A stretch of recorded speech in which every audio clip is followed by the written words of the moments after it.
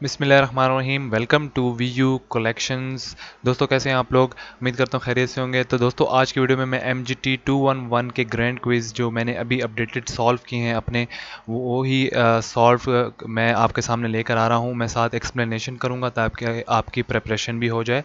तो चलें दोस्तों स्टार्ट करते हैं without wasting any time.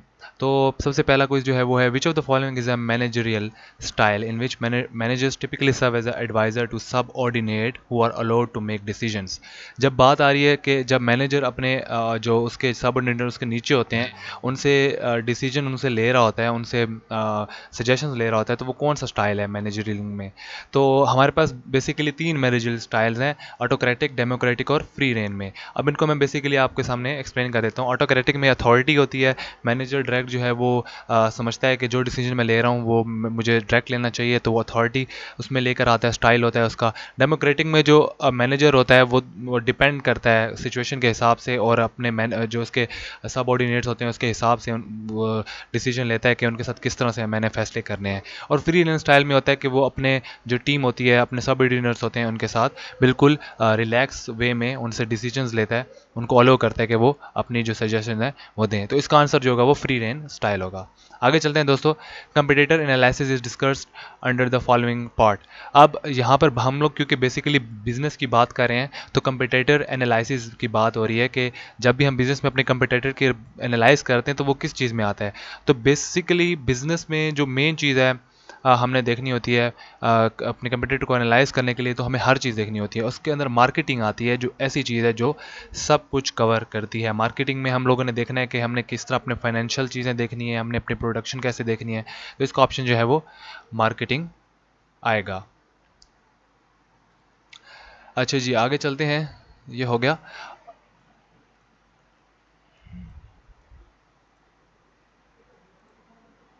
The activities that are undertaken for the personal certification, satisfaction and not to earn profit और income are known as. अब देखें इसमें पर्सनल सेटिस्फेक्शन के लिए काम किया जा रहा है और क्या करा जा रहा है कि प्रॉफिट अर्न करने के लिए नहीं किया जा रहा। तो इसमें यह होगा कि नॉन इकोनॉमिक एक्टिविटीज़ हैं। इकोनॉमिक एक्टिविटीज़ जिसमें हम लोग इकॉनमी के लिए करते हैं, बिजनेस के लिए करते हैं, business activities, but non economic जो होगी वो हमारे पास यहाँ पर ऑप्शन होगा।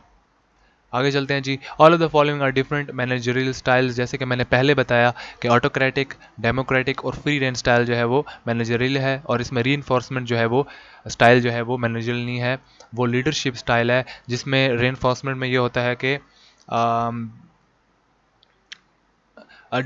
पनिशमेंट और डायरेक्ट इम्पोज किया जाता है लीडर की तरफ से अपने जो एम्प्लॉयज़ होते हैं, अपने नीचे जो होते हैं उन पर। अच्छा जी। It is difficult to transfer the rights of ownership in. अब इसमें अपने जब भी राइट्स ऑफ ओनरशिप हम जब चेंज कर देते हैं, वो डिफ़िकल्ट किस में है? सबसे ज़्यादा डिफ़िकल्ट है जॉइंट स्टॉक कंपनी में। ठीक है, इसका ऑप्शन ये आएगा। आगे चलते हैं। Barriers to international trade include. अब जो इंटरनेशनल ट्रेड होता है उसके अंदर बैरियर्स हमारे लिए मुश्किलात जो पेश आती हैं वो कौन कौन सी होती हैं? तो यहाँ पर ऑप्शंस जो हैं वो पहला है social and cultural, political and legal and economic differences. तो ये सारी चीज़ें इसमें आती हैं। दो कंट्रीज़ हैं, उनके सोशल जो होंगी डिफरेंसेस होंगे, कल्चर उनका डिफरेंट होगा, उनकी पॉलिटिक्स डिफरेंट होगी, उनका लॉज लीगल उनके लॉज डिफरेंट होगा और उनका इकॉनमी भी डिफरेंट होगी। तो हर चीज़ मैटर करती है इंटरनेशनल ट्रेड में, उन सब चीज़ों को देख के चलना पड़ता है। आगे चलते हैं। Person who practises the function to achieve management objective is known as. अब यहाँ पर मैनेजमेंट की बात हो रही है तो सीधी सी बात है, यहाँ पर हमारे पास मैनेजर का ऑप्शन आएगा। सप्लायर जो हमारा प्रोडक्ट सप्लाई करते हैं, कंपटीटर जो हमारे प्रोडक्ट के सेम प्रोडक्ट बना रहा है वो हमारा कंपटीटर है, और बैंकर तो आपको पता है क्या होता है। आगे चलते हैं। In sole proprietorship business entire finance is provided by. अब एक जो सोल हम लोग एक जो सिंगल मैन बिजनेस होता है, one man army of business, उसमें क्या होता है कि एंटरप्रेन्योर जो होता है वो भी आपको फाइनेंस प्रोवाइड कर सकता है, क्रेडिटर्स भी दे सकते हैं, और बोरोअर्स जिनसे आप पैसे लेते हैं वो भी आपको दे सकते हैं बिजनेस स्टार्ट करने के लिए। तो इसका ऑप्शन डी होगा। आगे चलते हैं। Total income of a country total population is a formula to calculate. आप देखें total income of a country, पूरे कंट्री में जितने मनी मौजूद है उसके बाद टोटल पॉपुलेशन टू पॉपुलेशन के हिसाब से और पैसों के हिसाब से जो हम करते हैं वो होता है पर कैपिटा इनकम। ठीक है जी। आगे है environmental forces that are controllable और कॉल्ड। अब दो किस्म की फोर्सेस होती हैं, एक इंटरनल होती हैं, एक एक्सटर्नल होती हैं, ठीक है। इंटरनल वो होती हैं जो हमारे बिजनेस के इनसाइड होती हैं, और एक्सटर्नल वो होती हैं जो हमारे बिजनेस के आउटसाइड होती हैं, जो कि हमारे कंट्रोल में नहीं होती। अब इन्वायरमेंटल फोर्सेस ऐसे हैं जो हमारे और जो कंट्रोलेबल हैं, तो वो हमारे इंटरनल फोर्सेस में आ जाएंगे। इसका ऑप्शन बी होगा। आगे चलते हैं। Which is the following statement is false. तो अब हम देखते हैं कि कौन सी फॉल्स है। One reason for failure of small business is lack of manager experience. जी बिल्कुल। एक बिजनेस का फेलियर का रीज़न ये हो सकता है कि उसमें मैनेजमेंट अच्छी ना हो। जी बिल्कुल ऐसा हो सकता है। ये ट्रू स्टेटमेंट है। One reason for failure of small business is that most entrepreneurs are younger than 25 years. ज़रूरी नहीं है, यू कैन बी यंग और आप you can be brilliant at that age. You can be a good entrepreneur at young age if you have a good experience and good practical theory आपको आती हो, तो you can be a good. तो ये एक false statement यहाँ पर feel हो रही है। अगर हम आगे देखते हैं तो हमें फाइनल हो जाएगी। One reason for failure of small business is neglect. जी बिल्कुल, ये भी ट्रू स्टेटमेंट है कि अगर हम नेग्लेक्ट कर देंगे, अपने बिजनेस की तरफ सीरियस नहीं होंगे, तो बिजनेस फेल ही होगा ऑब्वियसली। तो ये ट्रू स्टेटमेंट है। One reason failure small business है weak control system. Weak control, अगर एक मैनेजर है या एक टीम लीड कर रहा है, एक बिजनेस को जो लीड कर रहा है, अगर उसका कंट्रोल अपने बंदों पे, अपने सबऑर्डिनेट्स पर नहीं होगा, तो बिजनेस जो है वो सही से नहीं चल जाएगा। ये भी एक ट्रू स्टेटमेंट है। तो हमारे पास जो ऑप्शन नंबर बी है वो यहाँ पर एक फॉल्स स्टेटमेंट है, हमारा यही करेक्ट होगा। इसको हमने सेलेक्ट कर देना है। आगे चलते हैं जी।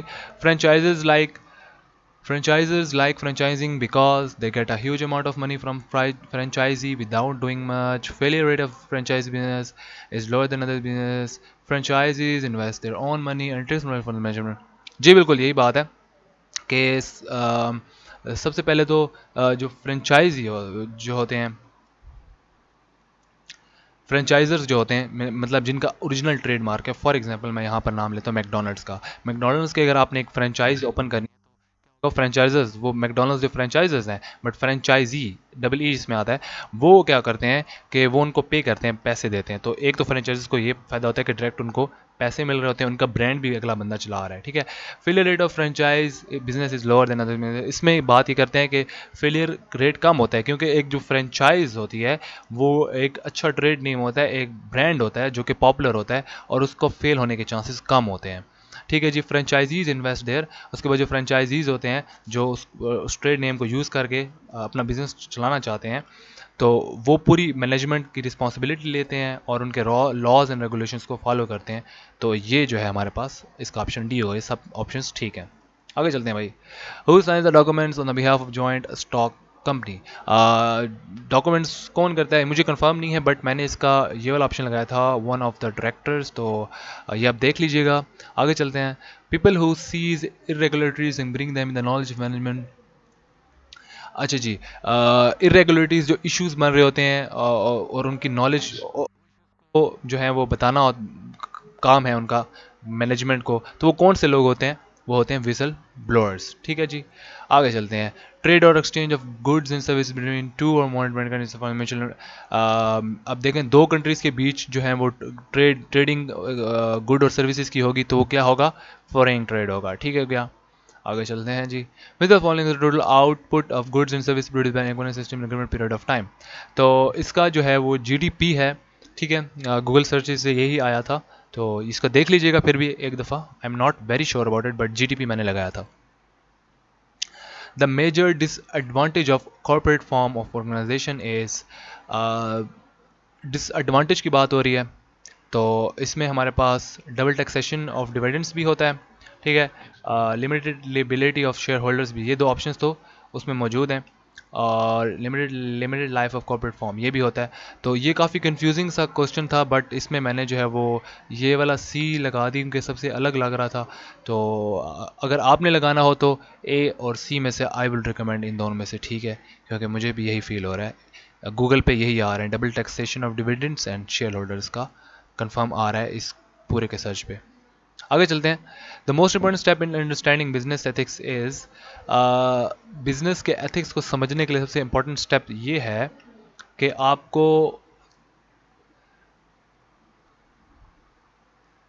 इम्प्लीमेंट करना है एक स्ट्रेटेजिक प्लान। एक पूरे प्लान को जब आप इम्प्लीमेंट कर रहे होंगे तो आपको एक एथिक है कि हर चीज़ इम्प्लीमेंट करनी है आपने साथ साथ, बट यहाँ पर वो कह रहे हैं अंडरस्टैंड करना है, तो learning to recognize ethical issues ये हो सकता है, इसका बी ऑप्शन करेक्ट होगा।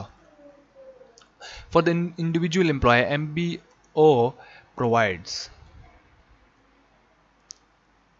MBO प्रोवाइड्स क्या करता है हमें स्पेसिफिक पर्सनल परफॉर्मेंस और ऑब्जेक्टिव्स, इसका कंफर्म आंसर है। ठीक है जी, ये आपने इसको टिक कर लेना है।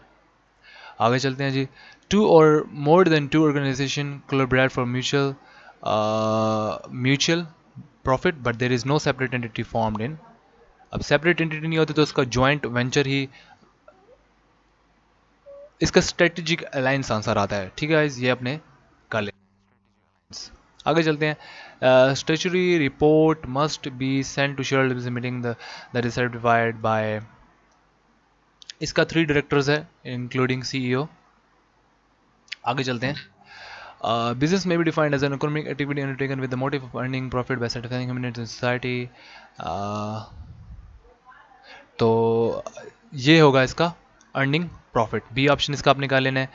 ठीक है जी, और ये हमारा आखिरी, विच is the first stage in the formation of joint stock company, first stage जो जॉइंट स्टॉक कंपनी को चलाने के लिए होता है वो होता है प्रमोशन स्टेज।